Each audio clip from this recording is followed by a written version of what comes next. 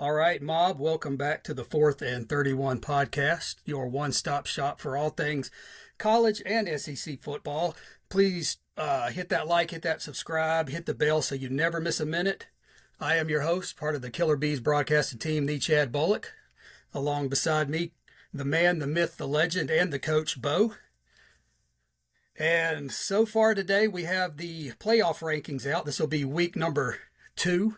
Had a little bit of a shuffling going on. Bo, anything you see that kind of piqued your interest? The ACC is only getting one, for sure. The Big Ten is not getting more than 3, based on rankings. Of, I believe the fourth highest team. I was just looking at it. Let me pull it up right here. Is Michigan, and they're in spot 18. So a lot would have to happen in front of them is my point, and USC's at 17. And then if it came down to those two, USC would own a head-to-head because we remember a couple weeks ago it had Southern Cal straight put them in a wood chipper. But and then also too, the chaos amongst the G5 spot. Last year it was so clear, it was so easy. This year not so much. And I think a reason for that is because the American Conference is pretty good. Those top 5 or 6 teams in that conference are really good. And there's another good one. There's a couple of good games this weekend in that conference too, with one of them being Memphis and East Carolina.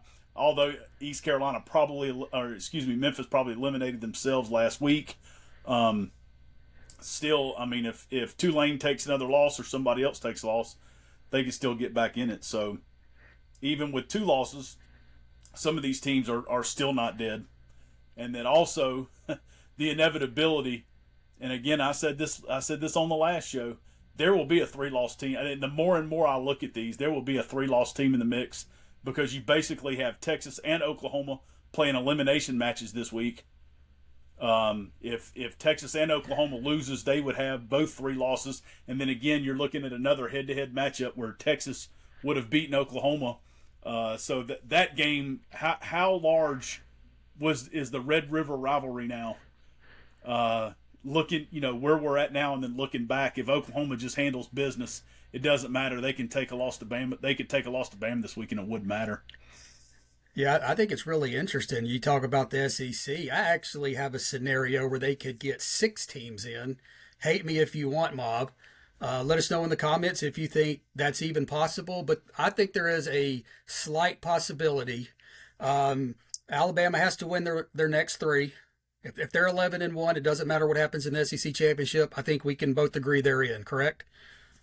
Absolutely.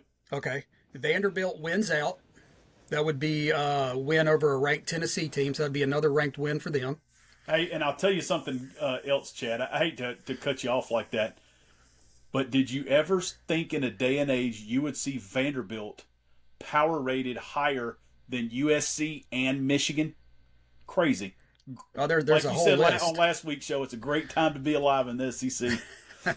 I mean, they're ahead of Miami, Georgia Tech. I mean, it's crazy. It is what a time to be alive. You're talking about all 4 of those teams have won multiple national championships, and here's little old Vanderbilt sitting there right in front of them. Yeah, and I also think Ole Miss, if they went out, they're in, without a doubt. Without question. Yeah, then you got UGA. Ole Miss can take another loss. They're fine. Yeah, I don't think they will, but then UGA, I would say they could lose to Texas and then make up for it with a win at Georgia Tech. I think they would be fine at 10-2. They're in a great spot. They're in a great spot too. Yeah, their 2 losses would be against top 10 teams. Texas A&M, well, let me back up. Texas would have to win out in this scenario, which means they would beat Georgia, they would beat A&M, and I think just those 2 victories alone, they're going to only move up. They'll move up at least 2 after those victories, so they're in. And then all Texas A&M has to do is just win their next 2 games, and they could lose to Texas, and they would be 11-1, so they would be in. So in that scenario, you would have 6 SEC teams. But the 2 wild cards in this would be Pitt beating Notre Dame. And of course, Bama would have to beat Oklahoma because that would open up a spot. But in that scenario, how likely do you think that could happen? on a scale of 1 to 10, I give it about a 3.5. And I'll tell you why. Only so because you're saying there's a chance. Saying there's a chance. Thank you, Lloyd. There is definitely a chance. I heard something from Pat Narduzzi today that really kind of drew my ire, if you will. And he was talking about this game with Notre Dame doesn't mean anything. He's like, he doesn't even care about it. The next two is all that matters. He has a point, because it doesn't matter if they lose to Notre Dame 55-0. If they win their next two, they're in the ACC championship game.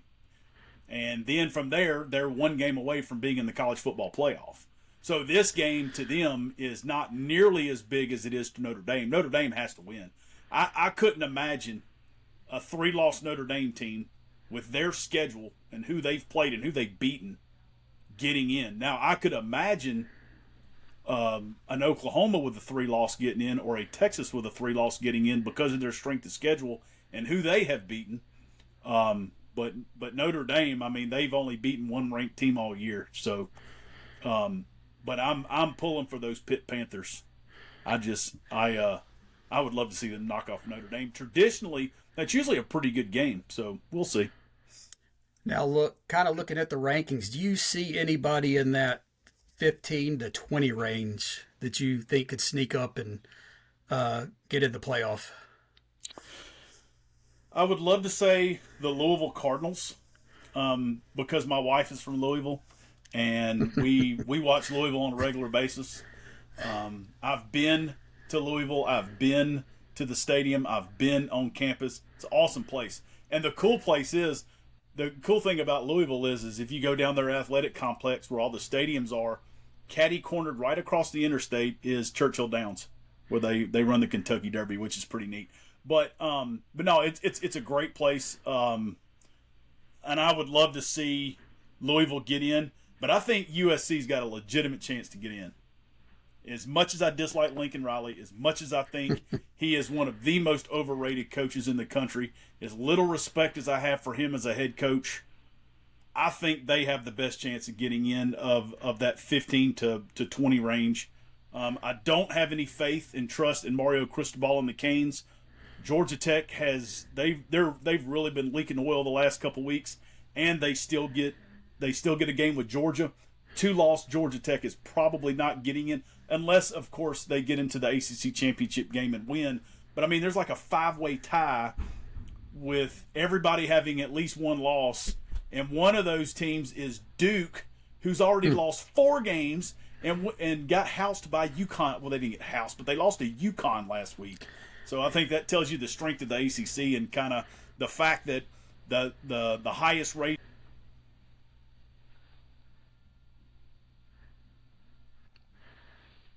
Oh, I think we lost Bo. I'm here. I'll go ahead and say, you back? I'm here. I don't think we can hear you. You back? You got me? Yeah, I was just saying while you kind of timed out there that I was actually going to say maybe Georgia Tech, because I think they had the one game at the end of the year that could booster their resume, with a win over their cross-state rival Georgia. But continue. Oh, and then also, again, I like USC to finish the end of the season. I'm not even sure what their schedule is finishing out, but it can't be too strong. I know they don't play Ohio State or but Michigan, not a fan of Michigan. To me, you watch them play, they're a 7-5, 8-4 team. Michigan will get, I think they will get it handed to them this year by Ohio State. Then you got Virginia. They're a paper tiger. They're good at quarterback. They can score some points, but they're not really good in a lot of facets. I mean, they have the potential. They're one of those teams you watch them play. They could lose to almost anybody they play any week. And then, of course, you got Louisville at 20, and I think Louisville's out. Again, pulling for Louisville, but they've already got 2 losses. I don't see any way how they could get in. But yeah, I think that 12 and 13, that BYU Utah is interesting, because one of them, if they keep winning, and a couple of these teams ahead of them lose, they're going to sneak into that. What do you What do you give either of them two of their chances in the Utah. playoff? Of those two, I would like Utah, and I know BYU beat them in a head-to-head matchup. Um, who is it that BYU has this week? I think they have to go on the they have to go on the road this week, and especially after the thumping they took to Texas Tech last week. I would like, of those two teams, I would definitely take Utah. I think they're far better at the quarterback position. I think they've got more weapons on offense, and I would definitely like them over BYU. So of the non-favorites, who do you think could sneak through the playoffs at this point and cause some havoc? Well, that depends on your fan base and who you would consider a favorite. I think there's a lot of teams. Ohio State, Texas A&M, Alabama, Georgia. I mean, I don't consider Indiana a favorite right now. I'm sorry. I don't either. I think Indiana is good, but Indiana's going to run up against a team that can throw the ball and has a high-level passing game and has a good defense, because all of these teams have good defenses, and they're not going to be able to just run the ball down somebody's throat. And I think they'll be, their time in the playoff will be short-lived. Kudos to Cignetti, though. He's done a really good job of really changing the face of that program. But I would really encourage, because I'm sure Kurt Cignetti's listening to our show right now, I would really encourage him to actually play somebody in the non-conference.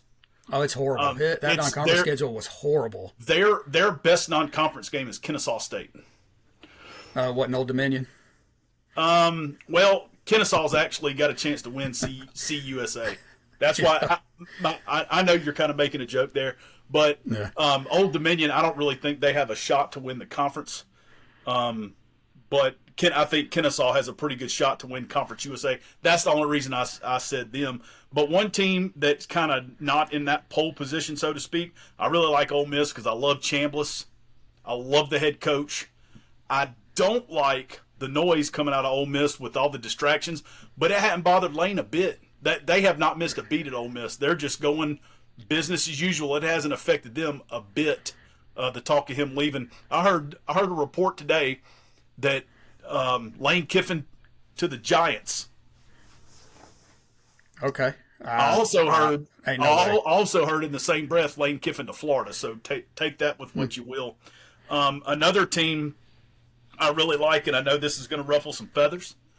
If Texas can get in, they're extremely dangerous. They've got a high-level coach.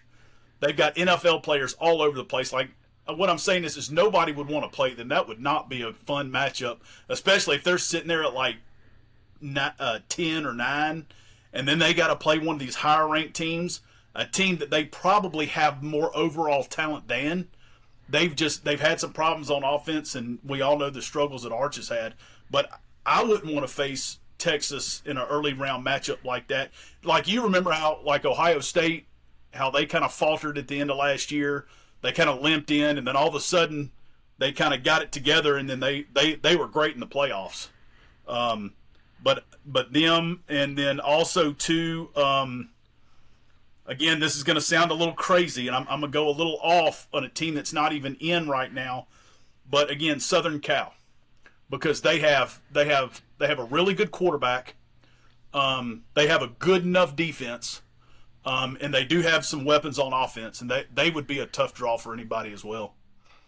Yeah, me just kind of looking at it, I think one team, if you want to talk about maybe a scary team that has nothing to lose, I'm going with Vanderbilt, dude.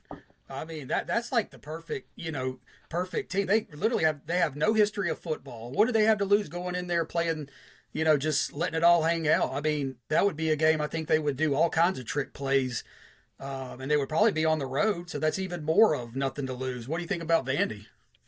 Well, and again, you talking about kind of the comparison I made with Southern Cal. Vanderbilt is good on the lines of scrimmage. They're really good at quarterback. They have weapons on offense. They've got high level coaching. I mean, again, I kind of skipped over them. I I miss Vanderbilt on that one, but which they're in a better spot right now than USC that I even talked about. But you're incredibly right. I mean, Vanderbilt just strikes me as one of those teams that they've got a lot of confidence. They've got a lot of confidence. They believe in their guy. They know every week in, week out, their guys are going to show up and give everything they got. Yeah, and it's not just confidence; it's like hunger for that team. I mean, I mean, think about this: you got Clark Lee, he kind of seems like the mild mannered coach who just does everything right most of the time, and then you got Diego Pavia, the Johnny Manziel of the 2025 season, and sometimes that's just like a perfect balance on a team. And then my man Jerry Kill, which we talked about him, I call him the silent assassin. Because you don't ever hear anything about Jerry Kill. Make no mistake, that's his offense. They're running his system. He ran it at New Mexico State with Pavia, which that's the same head coach and quarterback that went onto the Plains and beat Auburn a couple years ago. So Jerry Kill being in that spot and preparing, and Diego Pavia being in that spot, they're not going to be overwhelmed by that. Yeah, because I mean, they had the game against Auburn, which I think we all kind of picked Auburn to win that game, just because we thought maybe Vanderbilt was, on that downward Vandy projection. But to their credit, they were down, 10, 13 points in the first quarter, and they were just like, hey, we ain't got nothing to lose. Just go play Vanderbilt football. Yeah, I think at one point, was it 17-3? 17-3, yeah. Early in, of course, it was early on, but man, they got the offense going, and that is a solid Auburn defense. I mean, I think I heard that was the first game this year that Auburn had given up over 25 points in a game. Yeah. And I mean, they went through them like crap through a goose, man. I mean, they went up and down the field all game long. I think that's the most points Auburn had given up compared to any two games previous combined. Mm-hmm. So, I mean, that says a lot, probably. That you can do that to that defense. Good Lord. Well, we know they only gave up 10 the week before. Yeah. I mean, it's crazy. And you know what? Let's get to a matchup in this. Let's say Texas gets in, they're 9, and you got Oregon at 8, which would be a first round matchup. How fun would that Texas at Oregon game be? Oh, I'm gonna tell you right now, Oregon wouldn't want none of that. I've watched Oregon a couple times this year. I'm not as big on Oregon as other people. I'm not as big on Dante Moore as other people. I think that would be that. I mean, I'm not saying that Texas would go out to Oregon and just blow them out, but think about Texas's overall roster. Think about their defense, and think about the struggles that Oregon has had when they have played two of the better teams they've played this year in Indiana and Iowa. Texas has more talent than both of those teams, and they're more explosive. I don't know. I mean, again, that's why I talk about Texas being one of those teams that could really do some damage in the playoffs this year because, yeah, they've been kind of bad at times this year. But if they can salvage this and play well enough here down the stretch, what they've kind of shown glimpses the last couple of weeks, that how tough of a matchup that would be really for anybody, but especially for an Oregon team that has shown their weaknesses against when they've played some better competition this year. Yeah, and I mean, talking about Texas, they had to go into overtime on the road to beat State. They had to go into overtime on the road to beat Kentucky. And I think the college football world was leaving them for dead after those two games because it's like if you can, if you're close to two of the worst teams in the SEC, how are you going to play against some of the better competition? And they just proved everybody wrong, man. Yeah, well, there's a lot to be said for coaching, and there's a lot to be said for, sometimes as a coach you have an idea of what you want to do, and then it doesn't work, and then you got to figure out something else. And the high-level coaches figure it out. And Sark has done a really good job righting the ship and kind of figuring out. And look, I'm going to take up for Arch in the sense that everybody had pegged him to be the greatest quarterback in the history of college football. And I thought going in, I was like, well, hold on now. It's like he doesn't have to be great. There is so much talent there at Texas. He doesn't have to throw 45 touchdowns and for 3,500 yards. All he's got to do is run the offense, get in the right protections, make the right checks at the line of scrimmage, and take care of the football. And then the talent around them will do the rest. And I think there was probably a lot of pressure on Arch. There was a lot of pressure on Arch. And I think finally maybe he's kind of relaxed a little bit. And then Sark is starting to figure some things out on offense too. Yeah. And I mean, all the pressure, it ain't his fault. His last name's Manning. Mm-hmm. I mean, you see a Manning, he should be throwing for, like you said, 4,500 yards, 50 touchdowns, a couple of interceptions, and they should be 12-0 every year. And, I said this at the beginning when he was struggling. I actually felt sorry for him because I think the expectations were way up here for him. It's just let him go play his style and quit. It was kind of unfair for him. But, I guess that's what comes with the territory when your last name's Manning. Oh, yeah. You just got to – you got to go through it. You just got to figure it out. We saw, especially the first game of the season. The first game of the season, what did they do? They went on the road and they played in Columbus. That's one of the hardest venues in college football to play in, not to mention a very talented roster they were playing against.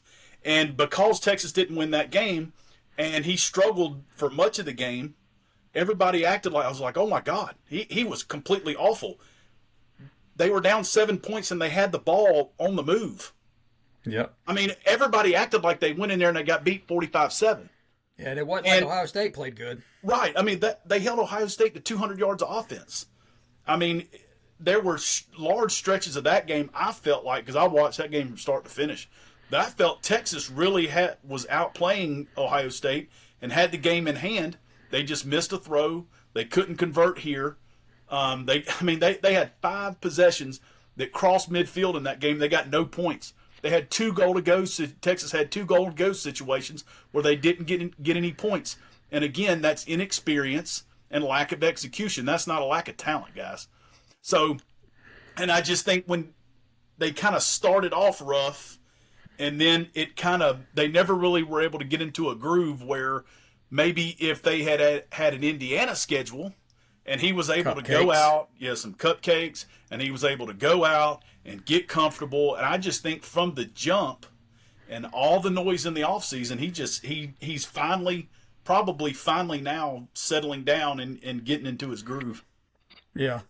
And there's one other possible first-round matchup that I think would be very intriguing if my scenario holds up. But if Notre Dame wins, you could possibly have Georgia at Notre Dame, which we saw a few years ago. I think that would be an interesting first-round match. What do you think? Oh, and especially a rematch from last year. Yes. When Georgia was just, their roster was decimated. They had a number of injuries. They were not nearly as good on the offensive side of the ball. The offensive line wasn't as good. They lost Carson Beck. And I know Gunnar Stockton's been really good this year, but think about it. Gunnar Stockton had all offseason, had the spring, had the summer, and he's got 8-9 games under his belt now. Of course, he's much better than waiting for 2 weeks to play in a playoff game, because there's a reason why Carson Beck was the starter and Gunnar Stockton was the backup, because Carson Beck gave that team the best chance to win. And I think it would be a nice bit of kind of poetic justice if Georgia could go into Notre Dame and go in there and right in front of touchdown Jesus and everybody and pop a win. That'd be really nice for the Bulldogs. Yeah, it would. So, Mob, let us know about the 2 hypothetical matchups that we just talked about in the first round. Very interesting. We'll have Georgia at Notre Dame, hypothetically. Let us know what you think about that one. And Texas at Oregon, which I think both of those would be just ratings machines for those two. Any final thoughts on this top 25 before we move on? Well, still a lot of games to play. There's still a lot to be decided. There are, again, as I told y'all a couple of shows ago, the cream rises to the top. And some of these teams are only going to get a cup of coffee in the big time, and some of their coffee, some of them, it's just about gone. Cup of coffee. Cup of Indiana, coffee. yeah. Indiana's just a cup of coffee in the big time. Absolutely. Absolutely. All right. Well, let's move on to this, Bo. Which job would you rather have? Okay, I'll give you two schools. You make an argument for and against these two schools: LSU and Florida. Ooh. Well, seeing as how LSU is suing Brian Kelly, or Brian Kelly suing LSU because they're saying they firing him for cause, and they're not wanting to pay him that thing's is gonna be a mess. It's something about they let him go for cause, not for results. So I'm not a lawyer, guys. I don't know. Yeah. But that whole thing is going to be a mess. There's no telling how much of a distraction. Oh, absolutely. How that can be. LSU's just trying to save money. You gave him the crappy contract. Eat it. Okay. So given the circumstances, I would definitely take the Florida job. You got a great recruiting base there. Hopefully they've got some of their administrative stuff situated. But given the circumstances, I mean, you got the governor of Louisiana trying to get in the mix and to say who can get the job, and I mean that just sounds like that could be a real problem for the university. So give me Florida. All right, and don't be surprised if that Louisiana Powerball gets rigged so somebody can pay off Brian Kelly. Hey, crazier things have happened, right? All right, let's move on to the next one. Let's go Penn State or Auburn. Ooh. Penn State or Auburn. Penn State. And here's why. Because in that conference, I've only got about, 2, 3 big games? Maybe 4? Yeah, 2. Okay. Maybe. So we got Ohio State. The current state of Michigan, I'm not even worried about Michigan with the head coach they have and the direction they're going. I'm not even considering Michigan's an 8-4 program at best. Indiana, I mean, goodness gracious. I mean, they're okay. Cup of coffee. Just a cup of coffee. But then there's a few other teams in the Big Ten potentially, like you watch for Washington, Nebraska. You wonder if they can make a move or if they're just, a note in the past, as where if I get the Auburn job, I'm sandwiched in between Athens and Tuscaloosa as far as recruiting. I know every year I'm gonna have 6, 7, 8 potentially just knockdown dragouts within the conference. Not only that, but the SEC's going to 9 conference games plus just about every one of them plays a Power 5 school. Alabama played 2 Power 5s this year. I mean, Auburn played Baylor, plus plus playing an SEC schedule. Also, too, I think Penn State's got a really good recruiting base. There's some really good high school football in Pennsylvania, and you got the hubs. You got Pittsburgh. You got Punxsutawney Phil. Well, of course, you got Punxsutawney Phil, but there are 3 or 4 really good hubs there for high school football, and all those recruits are yours. You're really not. I mean, you got Pitt, but I mean, come on, you're the big state schools, so I would definitely take the Penn State job over Auburn. I could see that because you talked about Tuscaloosa and Athens, but let's not forget about Knoxville. Ain't too far from them either. So now you got 3 schools you got to fight for, and really Auburn usually fights more with Georgia, it seems like, for recruits than Alabama most times. Yeah. Okay. Final one. Virginia Tech or Oklahoma State? You could have said Virginia Tech or Louisiana Tech, and I would have taken Louisiana Tech over Virginia Tech. That job just seems like it was cool in the 90s when Frank Beamer got there, and then they had Bud Foster and Michael Vick. Yep. And Tyrod Taylor. Yeah, and now Cam Chancellor. That just seems like a program that's just dead in the water there. Now, if I take the Oklahoma State job, I better still be getting T. Boone Pickens money. Oil money. If I'm getting T. Boone Pickens money, yeah. Pistol Pete, baby, let's go. But I would probably, you're so overshadowed by Oklahoma, you're always going to be. And on a serious note, Yeah. let's say spending is all the same, and I get the same resources. I'm going to Virginia Tech because just Virginia, the Carolinas, in that area is much better recruiting for high school football. Yeah, and hey, you said Beamer. It may take a Beamer to resurrect that program, and there's one Well, sitting in South Carolina. Yeah, there's a lot of rumors swirling that the South Carolina fan base has kind of grown a little disgruntled with him. And here's my whole thing: he got you 9 wins last year. This year they don't have quite the talent. They've fallen off a little bit. I mean, goodness gracious, they've been close in some games. Yeah, they've been close and they've had some chances, but I think I would say this: if you're if you're Shane Beamer, I think he gets one more year, and he better hit a home run with his offensive coordinator. That's all I can say. And they better not waste Lenore Sellers another year. I think he was absolutely wasted by Mike Shula this year. That's just my opinion. Well, I think both of us could have told him that. I mean, good Lord. We watched it. We watched it for 3 years, and it was nauseating. 4 years. 4 years? Oh God. Yes. Yeah, longer than you think. That gives me heartburn. It felt like 30 years though, because that was back when we were recruiting in the 50s, and then we were beating Duke 27-10 and being happy with that because we knew there wasn't. Of course, we many took wins on the we knew there weren't many other wins on the once all that D'Amico Ryan's group got out of there, and left. I mean it got bad quick, depleted quick. You know, I couldn't stand those 4 years, but you know what else I can't stand, Bo? What's that? I can't stand the new realignment of football today in college football. I hate that we've killed the Pac-10, Pac-12. The ACC is probably going to be next. There's no more Big 12, original Big 12. I wish they'd go back to like the Big 8 or something. It's just, to me, it's just ruined college football having USC and Oregon in the Big 10 and, you know, all those non-rival matchups. I mean, Michigan won't even play Notre Dame anymore. What's this world coming to when Michigan will not play Notre Dame?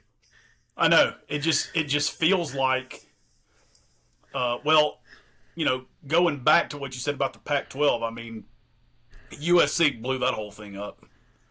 And they're basically the Texas out west. Yeah. Texas blew up 2 conferences. Yeah, when they left, the other conferences realized there's not a lot of viability here. Yeah. But you're also talking about a conference too, and okay, so let me play devil's advocate on this. Let me go both ways on this. So if I'm USC, I'm sitting here looking at it, and there was several years ago when the Pac-12 was still in existence. I went and looked on the Pac-12 website, and they posted a note that they were basically celebrating the fact that they go above and beyond. They went above and beyond the practice restrictions set forth by the NCAA. So in other words, they had more restrictions about practice time, more restrictions about contact at practice, and the conference was just eroding right in front of our faces, and we saw that in the bowl games. Now, I'm not one to make arguments about bowl games. Anybody who makes an argument, this team beat this team in a bowl game, so this conference is better, you're living in 1997. Okay, bowl games don't matter anymore. They are just postseason exhibitions. Unless you're in the playoffs, coaches leave, coaches get fired, coordinators leave, take others' jobs, players transfer, players sit out, refuse to play in the games. They don't mean anything. The bowl games mean so little now that last year, Marshall won their conference, made it to a bowl game. The coach left and took a job at Southern Miss, Charles Huff, and the whole team said, we ain't playing. That's how much bowl games mean now. They're a conference champion, and the bowl games mean nothing anymore. But if you watch the Pac-12 in bowl games, when I look at trends, so you watch you would watch the Pac-12 in these bowl games, and they would go 2-7, 1-9. Just every year, for about the last 5 or 6 years that the conference was in existence. They would go to bowl games and it was the easiest money possible. If you were betting in bowl games, just go across the board against the Pac-12, and you were going to win. It was just clockwork. And but going back to what the conference said is that, to me, that had a direct effect on football as a whole, because they were really hamstringing everybody's football programs, and you saw the quality of play get lower and lower and lower. And I really don't blame USC. They are a football school. They are a football school through and through, and they are one of the true blue bloods of college football. And I kind of don't blame them for leaving, because they were being so hamstrung by the conference.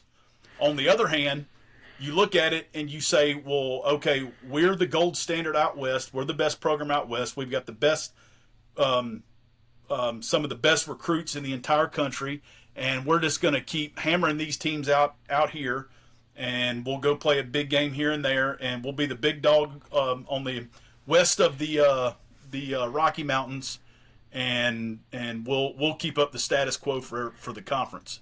They could have done that, but at the same time, I also wonder how much viability the Pac-12 had left, that eventually it was going to get to the point to where it was unsustainable.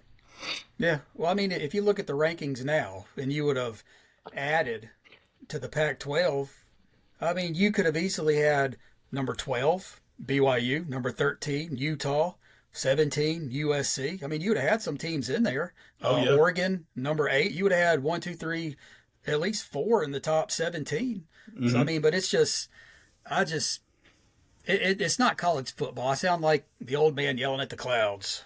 Get off my lawn. I just can't get into this. I'm with you. It does, because one of the great things about college football is the pageantry and the rivalries, the traditions. And that's gone to the wayside. And it's just going by the wayside. It's all, it reminds me so much of when we were kids. We were teenagers. How many times did you and I go out to the Senior Bowl practice and go right down there on the field and stand right there on the fence and watch them practice? And then all the players would come over. We'd get autographs. We'd get to talk to them. We'd get to meet them. Get to have a little conversation with them, chat them up a little bit. And most of them were very nice guys. They were more than willing to have a conversation, sign some autographs. And again, this is when, we were probably 13, 14 years old. Yep. And now you can't get within 100 yards of them at the Senior Bowl. I guess they practice at South Alabama now. Yeah, they do. You can't get down on the fence. You can't talk to them. You have no interaction. I don't even go to the Senior Bowl anymore. I'll tell you this. One of my first memories of Senior Bowl, okay, back when it was North versus South, okay, and I was standing on the field, on the sideline, and they were doing, the South team was doing an inside run period.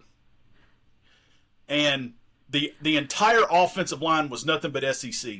There was Alabama, Auburn, LSU, and 2 Tennessee guys up there. The tailback was Bo Jackson. I was standing. I could almost touch Bo Jackson in the drill. He's standing 5 feet from me, and the coaches are literally telling us to get back so that we don't get stepped on or run over or get into the drill. That's how close we were. Yeah. Now it's so commercialized and it's so non-fan friendly that I don't even go anymore. Yeah. And Mob, let us know what you think. Do you like college football, how the conferences are going, or do you wish it was kind of back how it was a few years ago with kind of regionalized rivalries and matchups like that? Okay, Bo, is there anything you can't stand before we sign off? I'll tell you what I can't stand. What I can't stand is the fact that Florida State lost again this week. I keep banging that drum, but it's so great. It's so great. They are 1-10 in their last 11 conference games, and I love every bit of it, and I love the fact that Florida State just spent like $100 million to renovate their stadium, and I love the fact that Mike Norvell, it would cost, and then it would cost about another $100 million to get out of that, because not only do you have to buy him out, but you have to buy out the staff, and then you're going to probably have to buy out your next coach from the current contract they're in, and that's would cost another $100 million. And I think Florida State is stuck in a bad way, and it's glorious. All right. Well, you heard it, Mob. Let them have it. If we got any Florida State fans in the mob, let them have it. And if anybody wonders, I can't stand it. He has no respect for FSU. So, Mob, if there are any FSU fans, let them have it in the chat. This will do it for this episode of the 4th and 31 podcast. For the coach, Bo, I am the Chad Bolick. We will see you next time. Peace.